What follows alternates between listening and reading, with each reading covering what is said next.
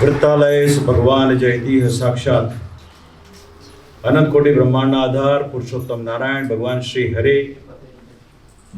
એમની અસીમ કૃપાથી યુનાઇટેડ કિંગડમ ખાતે આ લંડન શહેરમાં હેરો વિસ્તારની અંદર આપણા નૂતન વડતાલ ધામ મંદિરમાં આજે જ્યારે ભગવાન શ્રી હરિકૃષ્ણ મહારાજના સાનિધ્યમાં સુંદર મજાની મહાપૂજાનો એક સરસ મજાનો કાર્યક્રમ જ્યારે સંપન્ન થયો છે ત્યારે આ પ્રસંગે ઉપસ્થિત આપણા વડતાલ મંદિરના મુખ્ય કોઠારી ખૂબ સક્ષમ છે. ઘણીવાર અમે કહ્યું છે કે સ્વામીજી જે કાર્યનો આદર કરે ને એ કાર્ય ભગવાન પૂર્ણ કરાવે એવા સક્ષમ કોઠારી સ્વામી શ્રી દેવપ્રકાશદાસજી સ્વામી ઉપસ્થિત રહ્યા છે. સાધુ સાધ હરિકેશવ સ્વામી, પ્રભુ સ્વામી આદિ સર્વે સંતો અને જે સંતો અહીંયા રહીને એના સત્સંગનું સર્વાંગી પોષણ કરશે એવા શ્રી અચલ સ્વામી આદિ સંતો પણ છે. ખાસ કરીને ઉપસ્થિત મંદિરના આગેવાન ભક્તોમાં શ્રી દક્ષેશભાઈ, ઘનશ્યામભાઈ, પ્રવીણભાઈ લાડ, અશોકભાઈ આદિક ભક્તો ઉપસ્થિત છે. લંડનથી અમારા શ્યામજીભાઈ પધાર્યા છે. ઘણા બધા ભક્તોની ઉપસ્થિતિ છે. ત્યારે ઉપસ્થિત તમામ આદરણીય સર્વે ભક્તો, વિશેષપણે પરંપરાગત ભગવાન સ્વામિનારાયણના સમયથી ઉમરેઠના જે વિપ્ર બ્રાહ્મણો કહેવાય એની પરંપરાના આપણા દિનેશભાઈ શુક્લ મહારાજ પણ આજે ઉપસ્થિત છે, જેમણે મહાપૂજા કરાવી છે. ત્યારે ઉપસ્થિત આપ સર્વે ભક્તોને સૌ પ્રથમ અમારા ભાવથી જય સ્વામિનારાયણ. ઘણા બધા વર્ષોની એક રાહ હતી.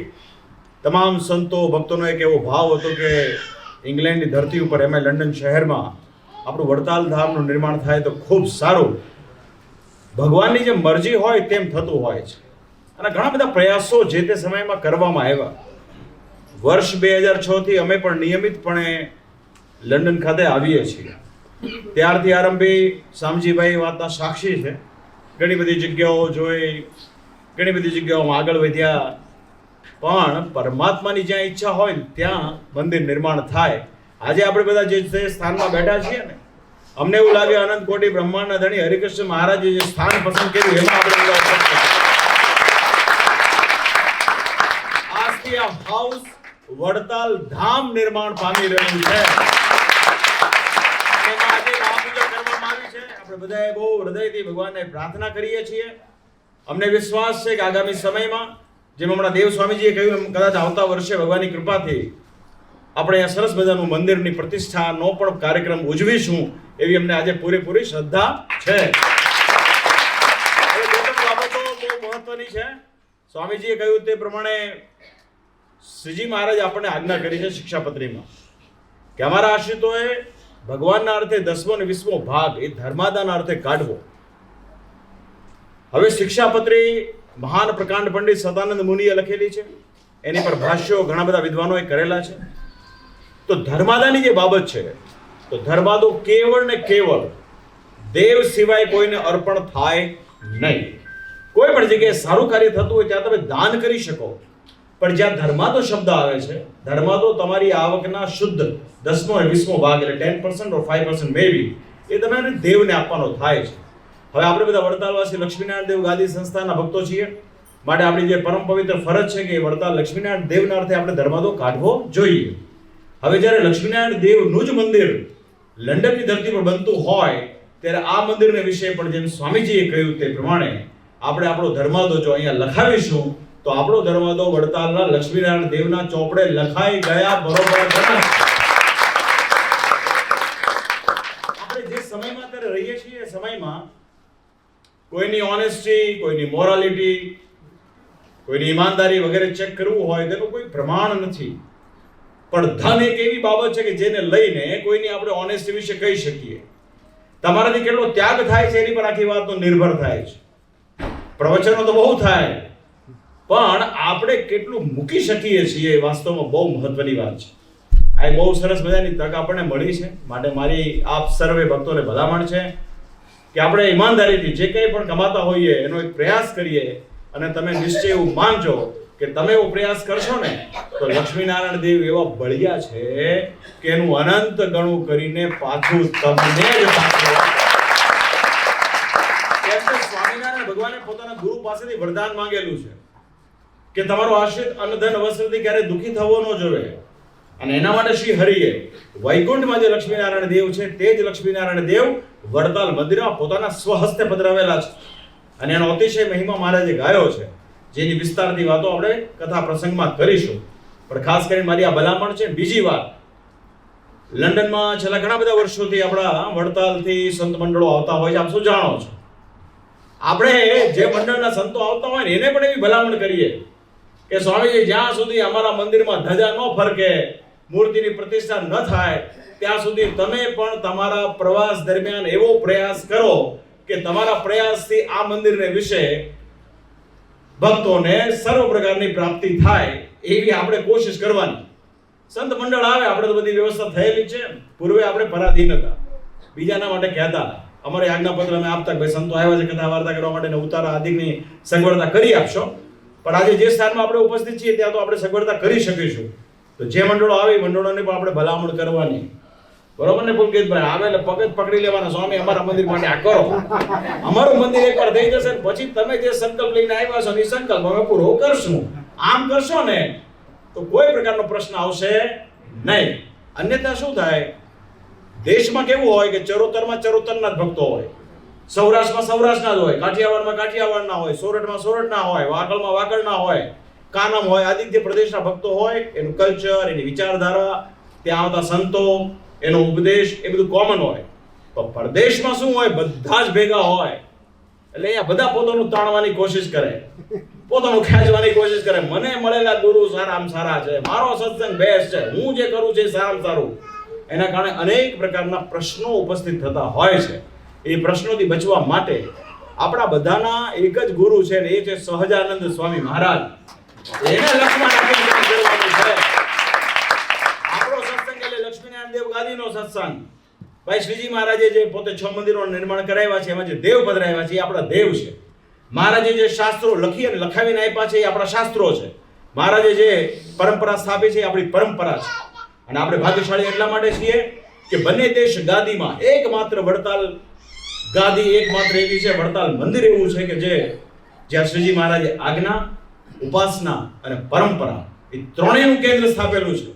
આજ્ઞા એટલે શ્રી શિક્ષાપત્રી, ઉપાસના એટલે આખા વિશ્વમાં પોતાનું એકમાત્ર સ્વરૂપ જ્યાં પધરાવ્યું એ હરિકૃષ્ણ મહારાજ, અને પરંપરા એટલે જ્યાં બેદેશ ગાદીનો વિભાગ કરીને આચાર્ય પદ સ્થાપ્યું તે પરંપરા.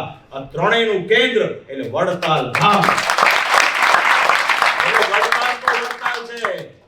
માટે વડતાલની માટે આપણે બધાએ પ્રયાસ કરવાનો છે. શું સત્સંગી, શું ત્યાગી, કે શું આચાર્ય મહારાજ, કે શું ભાઈ કે ભાઈ, એ આપણે બધાએ સાથે મળીને પ્રયાસ કરવાનો છે. પણ એની સાથોસાથ એક લક્ષ્ય બીજું પણ રાખવાની જરૂરત છે કે આપણે બહુ સંપીને કામ કરવાની જરૂરત છે. અધરવાઇઝ શું થશે, ઘણા બધા નાના મોટા પ્રશ્નો ઉપસ્થિત થશે. પણ એકબીજાની અંદર પોતાનું ગમતું મૂકીને એકબીજાની સાથે ભળીને કામ કરશું તો કામ બહુ સરળ થઈ જશે. અને અહીંયા સંતોની પણ પ્રાપ્તિ થઈ છે તમને બધાને, એટલે એના કારણે ખૂબ સત્સંગનો વેગ વધશે એવી મને પૂરેપૂરી શ્રદ્ધા છે. અને આ ધરતી કેવી છે, અહીંયા 60-70 વર્ષોથી અહીંયા સત્સંગ ચાલે છે. અહીંયા કચ્છનો સત્સંગ બહુ જૂનો છે. અહીંયા વિલ્સન મંદિર જ્યાં અમે હમણાં જઈએ છીએ એને પણ 50 વર્ષ પૂરા થયા છે. ભુજ મંદિરના જે મહાન સંતો થઈ ગયા, એમના મહંત આદિ કે તમામે ભવિષ્યને ધ્યાનમાં રાખીને એક એવી વ્યવસ્થા ઊભી કરેલી હતી. એ વ્યવસ્થા પ્રમાણે બધાએ આજ્ઞામાં રહેવાનું હોય છે, કોઈ ક્યારે મનમુખી થવાનું હોતું નથી. કચ્છ પ્રાંતનો સત્સંગ એટલો બધો દ્રઢ છે કે એમના જે મહંત સ્વામી આદિ જે વડીલ સંતો હોય એની આજ્ઞામાં રહી અને ભક્તો કાર્ય કરતા હોય છે. એના કારણે આજે એમનો સત્સંગ એટલો બધો શોભાયમાન છે. તો આપણે પણ એક વસ્તુ નક્કી કરવી, એક લક્ષ્ય સાથે ચાલવું. આપણે અહીંયા દેવ સ્વામી છે, આપણા ચેરમેન સંત સ્વામી થોડા દિવસ પૂર્વે અહીંયા આવેલા હતા. આ બંને સંતોનો ખૂબ સારો પ્રયાસ, ટેમ્પલ બોર્ડની એક ઉદાર ભાવના, એને લઈને આજે આપણે સ્થિતિએ પહોંચ્યા છીએ. બાકી પ્રયાસ તો ઘણા બધા વર્ષોથી કરીએ છીએ. ભારત તો 2006 ની અંદર કે 2007, 8, 9, 10 માં પણ જગ્યા લઈ શકાણી હોત. આ તો મહારાજની મરજી હોય એમ થાય. તો એ પ્રમાણે આ બંને સંતોને પણ હું આજે બહુ હૃદયથી ધન્યવાદ આપું છું. હોતું નથી. આ એક પ્રવીણભાઈ છે, આ ઓલા પ્રવીણભાઈ છે, અશોકભાઈ, આ બધા વર્ષોથી ઈ નાઈ છે, બરોબર ને? પણ મહારાજની જે મરજી હોય એમ થાય. તો વાલા ભક્તજનો, બસ એટલી ખાસ કરીને મારી આપ સર્વે ભક્તોને ભલામણ, પ્રેમથી રહેશું, સંપીને રહેશું, સુહૃદ ભાવથી રહેશું. અને સંપ્રદાયનો એક મૂળ મંત્ર છે કે સામેવાળાના ગુણ ગ્રહણ કરવા અને આપણામાં રહેલા નાના મોટા અવગુણનો કાયમ તપાસ કરવો. આપણે કોઈ સંપૂર્ણ નથી. આમાં કોઈ એવો વહેમ રાખવાની જરૂર નથી કે હું પરિપૂર્ણ થઈ ગયો છું. નાની મોટી તમામમાં હોય મુશ્કેલી, એ મુશ્કેલીને સમજવાની બહુ જરૂરત છે. અને એવી રીતે રહેશું ને તો ખાસ આપણું મંદિર તો આમ જેને કહેવાય ને ભગવાનની કૃપાથી ચપટી વગાડતા થઈ જશે. તો ભગવાનના ચરણમાં મારી પ્રાર્થના, વહેલા વહેલી તકે અહીંયા મંદિર નિર્માણ થાય, અહીંયા શિખર ઉપર ભગવાન શ્રી હરિની ધજા ફરકે અને મૂર્તિ પ્રતિષ્ઠાનો એવો ભવ્ય ઉત્સવ થાય કે જેમ ગયા વર્ષે વડતાલ લક્ષ્મીનારાયણ દેવનો દ્વિશતાબ્દી મહોત્સવ થયો, આખા વિશ્વે માન્યું કે મૂળ સ્વામિનારાયણ સંપ્રદાયની શું તાકાત છે. અને વાલા ભક્તજનો, હવે હિન્દુ સનાતન ધર્મની આખી એક પ્રગતિ, એની ક્યાંક દિશા જુદી દેખાઈ રહી છે. તો આપણે બધા એવો પ્રયાસ કરીએ, એવી મને પૂરેપૂરી એક ભગવાનમાં આસ્થા છે, શ્રદ્ધા છે, વિશ્વાસ છે. એ પ્રમાણે થશે તો ભગવાનના ચરણમાં મારી એ જ પ્રાર્થના. શ્રી હરિ આપ સર્વનું ખૂબ મંગળ કરે, ખૂબ શ્રેય કરે અને તમારા દ્વારા ખૂબ એક સત્સંગનું સારું કાર્ય થાય. અને આ તો શરૂઆત છે. અને આપણે ભાગ્યશાળી એટલા માટે છીએ, શિક્ષાપત્રી અને આચાર્ય સ્થાપનના 200 વર્ષના ઉપલક્ષમાં આ મંદિર નિર્માણ થઈ રહ્યું છે, એટલે કાયમ યાદગીરી રહેશે. અને મને તો એવો પણ વિશ્વાસ છે કે મંદિર નિર્માણ થયા પછી ઇંગ્લેન્ડની ધરતી ઉપર અનેક વડતાલ ધામના મંદિરોના નિર્માણ આ મંદિર દ્વારા થશે.